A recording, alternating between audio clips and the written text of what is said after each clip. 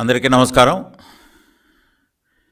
ఇవాళ నేను ఈ ఎలక్షన్ జరిగిన ప్రాసెస్ గురించి, తర్వాత ఒక పోలీస్ అధికారిగా నేను రిటైర్ అయ్యాను కాబట్టి ఐజీగా ఈ జరుగుతున్న పరిణామాలు, ఎలక్షన్ తర్వాత, ఎలక్షన్కు ముందు కొన్ని విషయాలు నేను వివరణ మాట్లాడదలుచుకున్నా. మనం చూస్తున్నాం 2019 ఎలక్షన్ కూడా, నేను అంతకుముందు ఎలక్షన్లు చాలా చూసాం, 19 ఎలక్షన్ కూడా మనం చూసాం. ఏ విధంగా 19లో వైఎస్ఆర్ కాంగ్రెస్ పార్టీ ప్రతిపక్షంలో ఉండేది, ప్రభుత్వంలో తెలుగుదేశం పార్టీ చంద్రబాబు నాయుడు గారు ముఖ్యమంత్రిగా ఉన్నారు.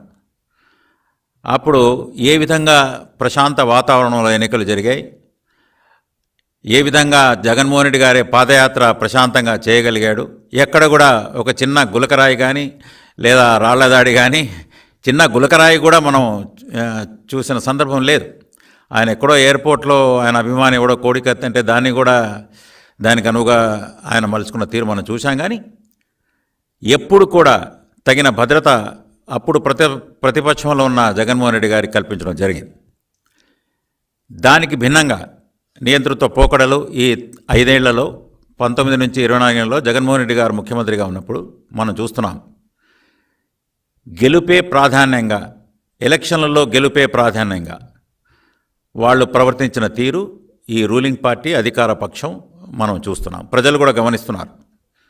ప్రతిపక్ష నాయకుల మీద వాళ్ళు వేధిస్తున్న తీరు, దాడులు, కేసులు, అక్రమ కేసులు, నిర్బంధాలు, ఏ విధంగా ప్రతిపక్షం అనేదే లేకుండా చేయాలి అనే ఒక వింత పోకడ ఈ ప్రభుత్వం, జగన్మోహన్ రెడ్డి గారి ప్రభుత్వంలో మనం చూసాం.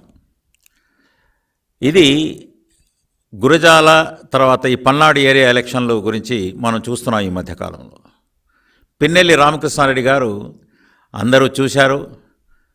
ఆయన ఏ విధంగా ఆ పోలింగ్ స్టేషన్లకు వెళ్ళడం, దౌర్జన్యంగా ప్రవర్తించడం, బాక్సును పగలగొట్టడం, తర్వాత నంబూరి శేషగిరిరావు మీద తర్వాత గొడ్డలి దాడి, చాలా విచిత్రంగా గుర్తు తెలియని వ్యక్తులు అని చెప్పడం. అంటే వ్యవస్థ ఎంత నిర్వీర్యమైంది, ఏ విధంగా వ్యవస్థలను వాళ్ళు అప్రజాస్వామికంగా నియంత్రించారు అనేది మనకు తెలుస్తూ ఉంది. 324 ఏదో గుర్తు తెలియని వ్యక్తులని పెట్టడం, అప్పుడే 307 పెట్టి ఉంటే, నిన్న 307 సెక్షన్ ఉంటే ఆయన నిన్న కేసులో బెయిల్ కూడా వచ్చేది కాదు. నంబూరి శేషగిరిరావు గారు చెప్తున్నారు, సరే చంద్రబాబు నాయుడు గారు ఆయనకు ఫోన్లో కూడా వచ్చే ధైర్యం చెప్పారు, మేమందరూ వాళ్ళు బయట బతుకుతున్నారు, మేము బయట ఊళ్ళు వదిలి మేము పొలాల్లో దాక్కుంటున్నామని ఇప్పటికీ చెప్తున్నారు వాళ్ళు. అంటే ఎంత అసలు భయకంపితులై ఉన్నారు ఆ ప్రాంతం వాళ్ళు అనేది మనం చూస్తున్నాం. మన పిన్నెల్లి రామకృష్ణారెడ్డి గారి తీరు, ఆయన స్థానిక సంస్థల్లో 77 స్థానిక సంస్థలు పంచాయతీలు జరిగితే 74 ఏకగ్రీవం అందరినీ బెదిరించి, ఇక మరీ ధైర్యం కూడగట్టుకుని ఎవరో 2-3 వచ్చినట్టున్నారు. 74 ఏకగ్రీవం అయ్యాయి. తర్వాత 51 కేసులు అయ్యాయి. ఎస్సీ, ఎస్టీ, బీసీ, మైనారిటీ కుటుంబాలు ఆత్మకూరులో అక్కడే ఒక 100 కుటుంబాలు ఊళ్ళు వదిలేసిన పరిస్థితి మనం చూసాం. తర్వాత ఒక బీసీ చంద్రయ్య అనే వ్యక్తిని వాళ్ళు ఏ విధంగా అసలు సినిమా పక్కీలో చంపుతారు.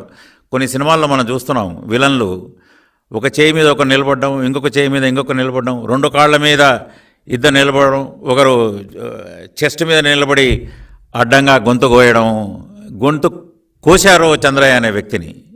అంటే ఆ రూల్ ఆఫ్ లా, అసలు చట్టానికి అతీతులు, ఆ నియంతృత్వం, అసలు సినిమా పక్కీలో ఆ గూండాయిజం ఒక డాన్ లాగా వ్యవహరించిన తీరు మనం చూసాం చంద్రయ్య అనే మర్డర్లో.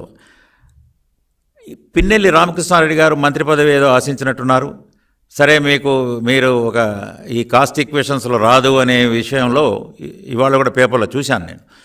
కానీ జగన్మోహన్ రెడ్డి గారు ఆయనకు ఫ్రీ హ్యాండ్ ఇచ్చారు. నాయనా మీరు ఏ విధంగానైనా అతను ఆధిపత్యం సంపాదించుకో, డబ్బులు సంపాదించుకో, అది గ్రానైట్లా, తర్వాత సుమారుగా 2000 కోట్ల వరకు, అది గ్రానైట్ కానివ్వండి, మద్యం కానివ్వండి, ఇసుక కానివ్వండి, ఆ పక్కన బార్డర్ మనకు ఈ తెలంగాణ బార్డర్ ఉంది కాబట్టి ఇక వాళ్ళ చెక్ పోస్టులే నడుస్తున్నాయనేది అక్కడ ఎవరిని అడిగినా అది కామన్ నాలెడ్జ్, అది ఎవరిని అడిగినా చెప్తారు.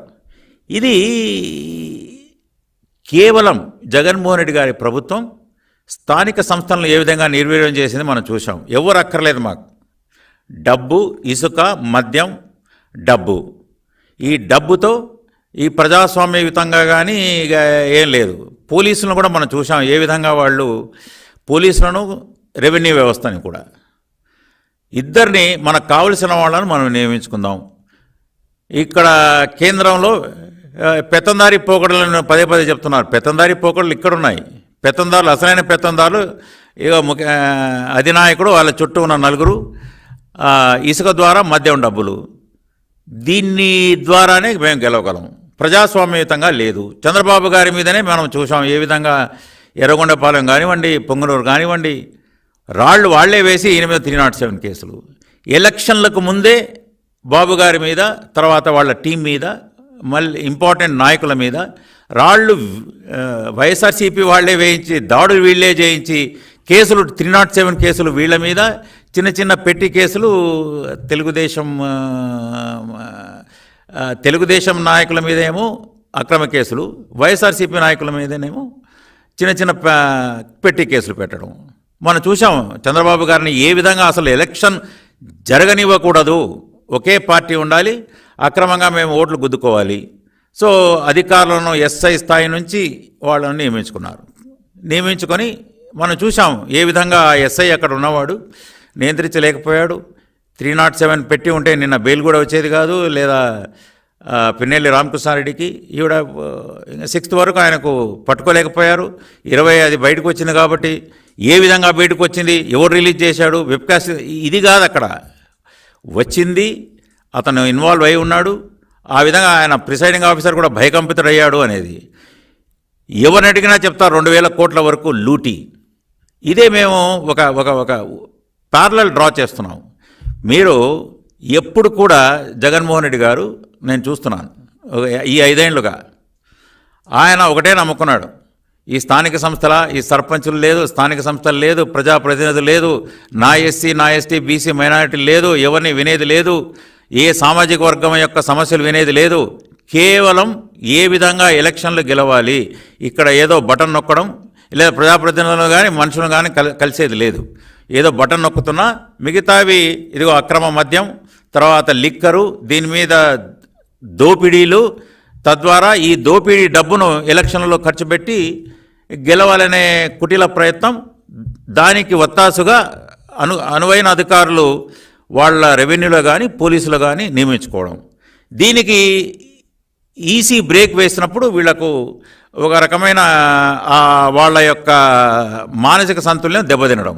అయ్యా నేను ఒకటి చెప్తున్నా, 2019లో కూడా వీళ్ళు వెళ్ళి చాలా కంప్లైంట్స్ ఇచ్చారు. చంద్రబాబు గారి ప్రభుత్వంలో ఉన్నప్పుడు అనేక మంది అధికారులు మార్చారు. మీరు 151 సీట్లు గెలిచినప్పుడు మీరు మాట్లాడలేదు ఏమి. చంద్రబాబు గారు హయాంలో కూడా 2019 నేనున్నాను కదా, అప్పుడు నేను వైఎస్ఆర్సీపీలో ఉన్నాను. అప్పుడు నేను ఒక అధికారిగా అప్పుడే రిటైర్ అయ్యాను. మార్చినప్పుడు కూడా ఎవరు మాట్లాడలేదు.